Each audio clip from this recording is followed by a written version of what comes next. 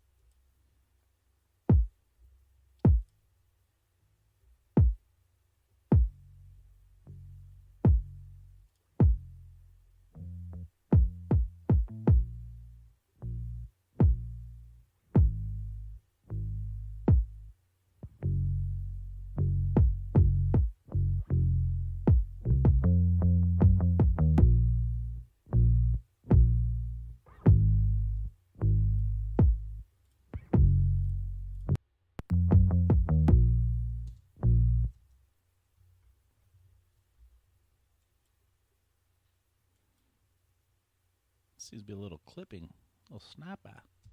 Okay, cool.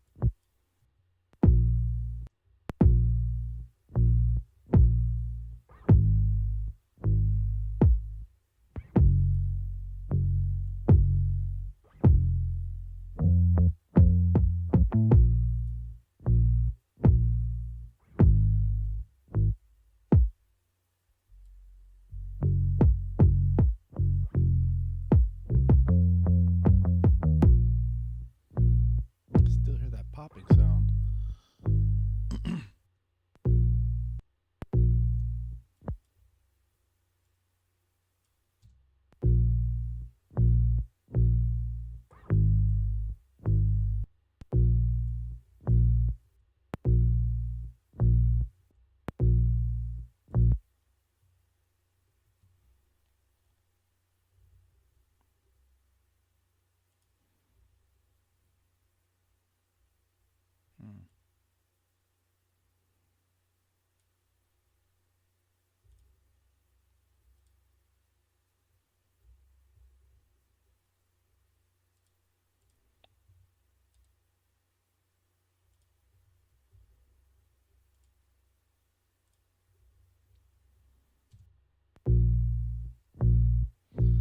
Boom, boom, boom, boom, boom, boom, boom, boom,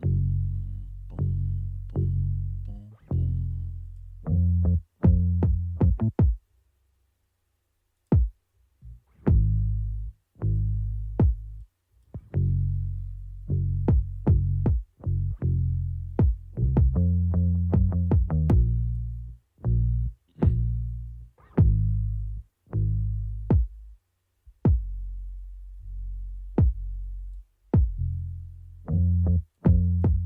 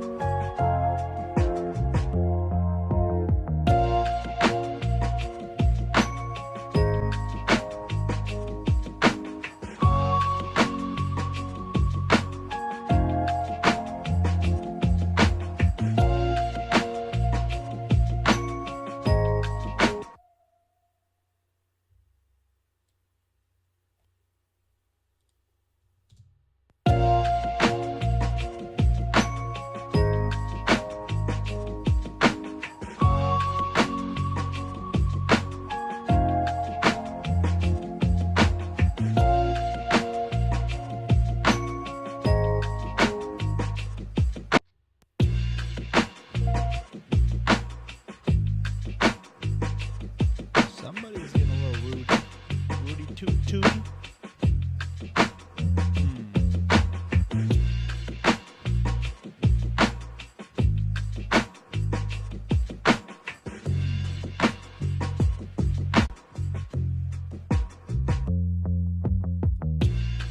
Maybe it's that.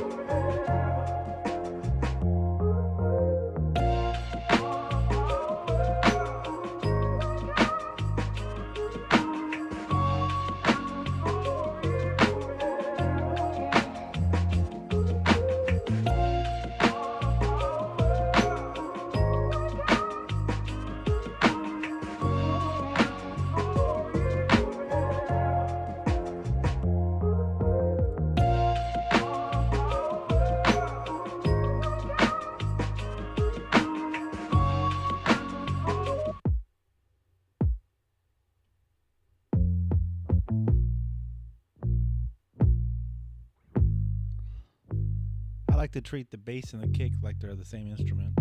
So I'm just trying to get them to be at 0.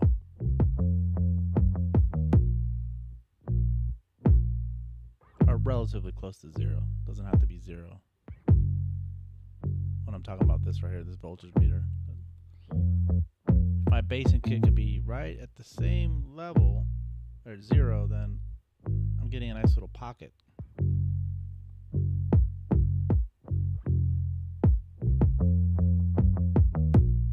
That's cool.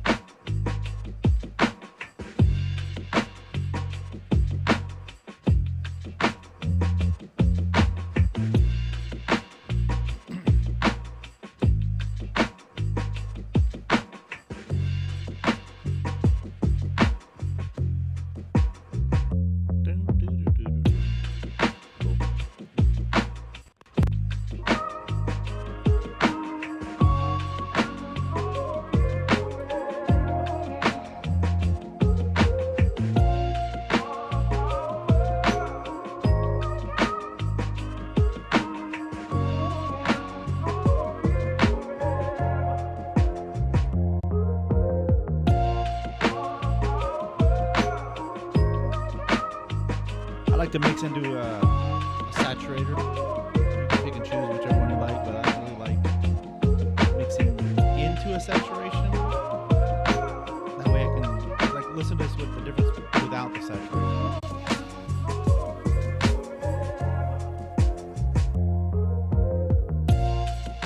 I mean, it sounds clear and all the samples sound great and the notes sound good, but I like doing this that way I can get that lo-fi vinyl sound without having to destroy my actual sounds. Like this sounds real clear and open. It's not what I'm going for, but mixing into the saturation gives me what I want at the end of the day. So if I ever have to go back and fix my track, I can say, you know what, maybe I need to be more hi-fi. I don't know.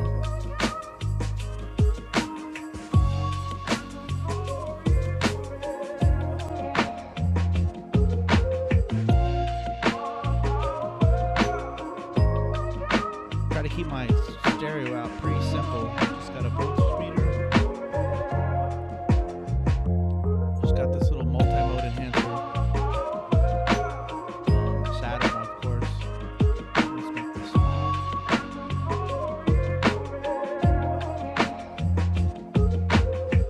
This, and then I got my new favorite plug-in, which I've had for a while. I just haven't used it in a bit, but now that I figured it out, but I found its use. This little 3-band stereo effect compressor is just beautiful. Listen to the difference. Sounds good, sounds a little muddy. This gives it a little spice. And then I have for my outboard. This doesn't really do much here, but there's a outboard display on the left-hand side of it. And then my console recall, which allows me to listen to this in mono on the monitors. It doesn't really apply right now because I'm using headphones, so that's why I had to put this gain plug in on here so that I can turn it into mono. And occasionally I'll put on a mastering plug-in to kind of see how it's going to be louder. What it's going to sound like when I send it to the mastering engineer. I just use it as an A/B reference, but I know that it's not going to be exactly what I get from the mastering engine. It's probably going to be better actually, but it's just there for me to test, see what I like. But that's about as I like to keep it simple on the master.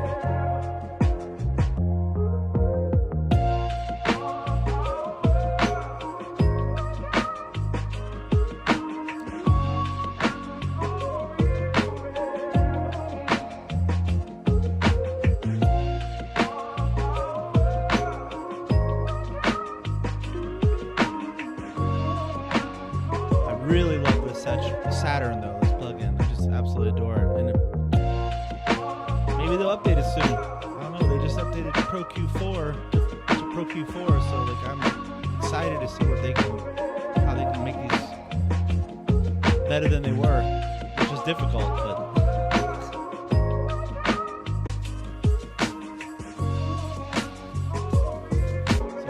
Here's without the spatial stuff. Let's see. Hold on a second.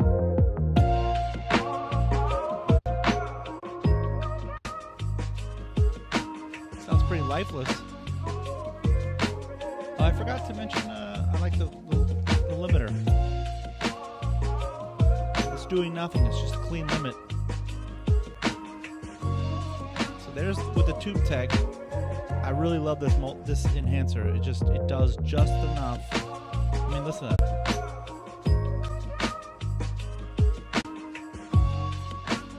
Kind of glues it together a little bit. Very subtle, not very much going on here at all. I mean, just a little bit. And then the next step would be the Saturn, which is doing most of the work.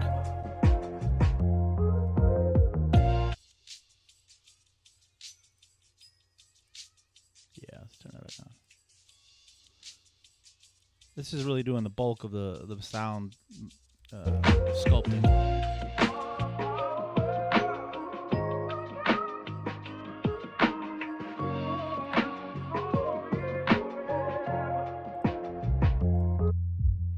Put a subtle saturation on here. Doesn't really do much. Just pulls down a few dBs. I'm literally not doing much at all. It's almost clean, dry.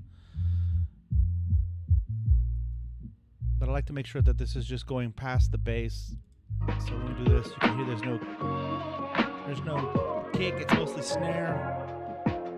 I try 4 bands, and I find that with this style of music they work on right now, 4 bands is a little too much precision. Doing the 3 bands is really solid. It's bass crossing over 150 and then working up to the mid range and then the high range. But sometimes I'll just spend a whole mix just listening to these 2 frequencies solo.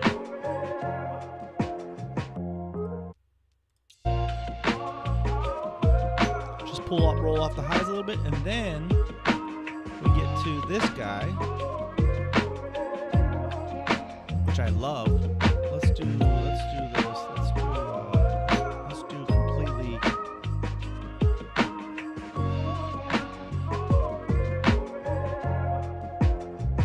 So what I do here is once I get the tone I like from Saturn, then I'll go over here and I'll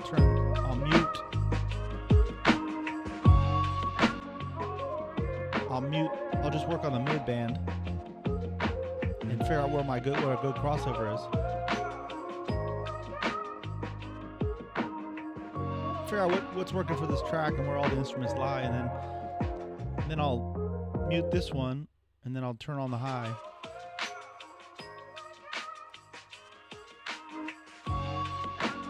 I don't spend too much time doing this. I just find what feels right, and then I just move on, and then I'll undo the bass. And obviously I didn't do all the adjustments that I do on the final version, but do some gain adjustment. It really makes a big difference.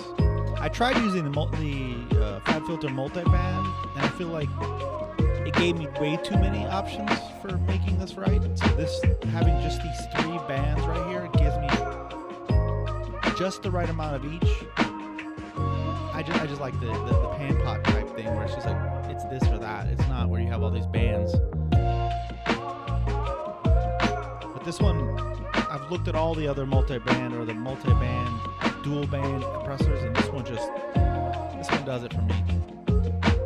I mean, let's listen to the difference.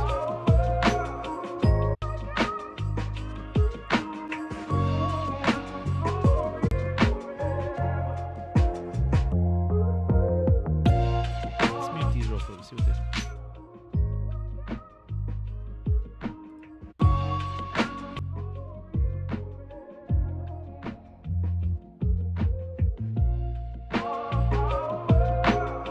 You could almost get away with just having the entire high range muted if you wanted.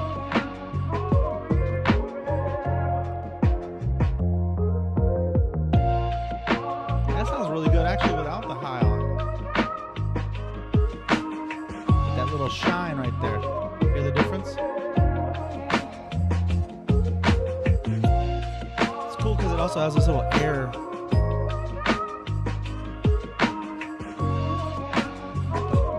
Not too mad at that.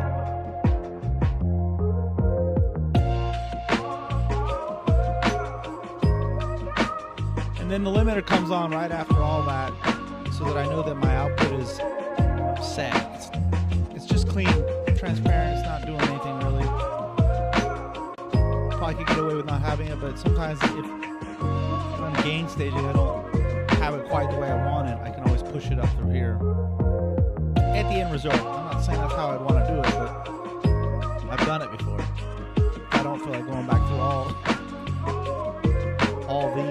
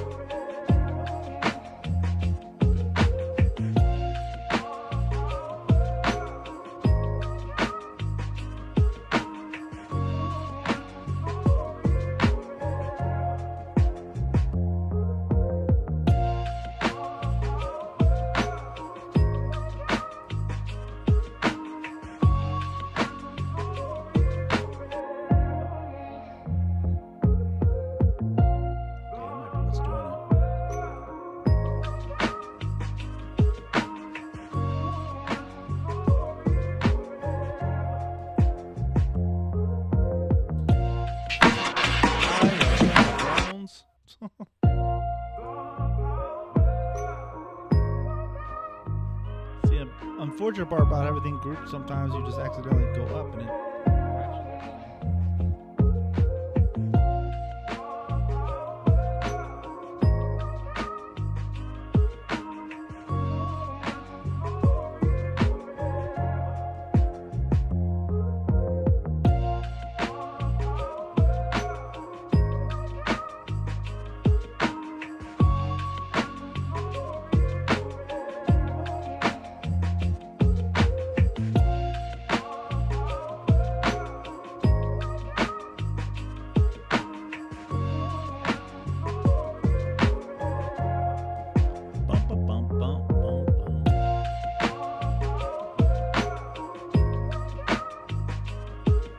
that's gonna be it for today. I didn't really have much more planned. I'm just, after I finally got Streamlabs to work properly this time, it's been acting wild for the last couple months and I can't stream. So, but now that it's fixed, I'll probably do more of these and have more of a game plan next time. So anyways, hope everybody's well, and